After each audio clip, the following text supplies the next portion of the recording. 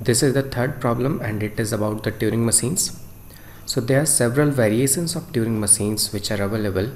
Let's read up this question, then we will go into the variations.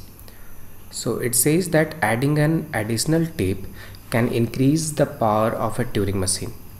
Is it so? See, let me take you to Wikipedia.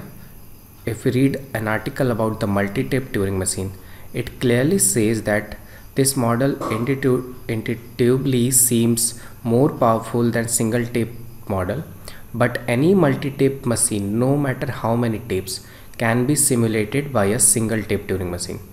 So that's not the case.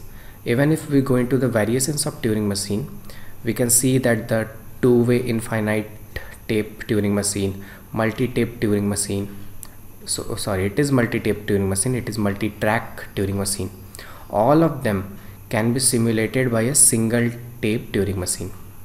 See, can be simulated by one-way infinite Turing machine. Even this multi-tape Turing machine can be simulated by a single tape Turing machine. So it is incorrect statement. Let's go to the second statement.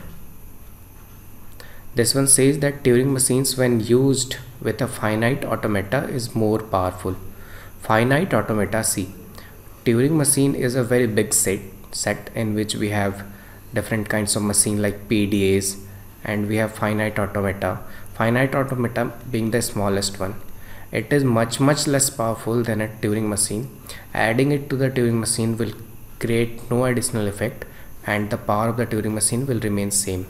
So both of these statements are false, and we are asked which of these statements are false. So both of them are false.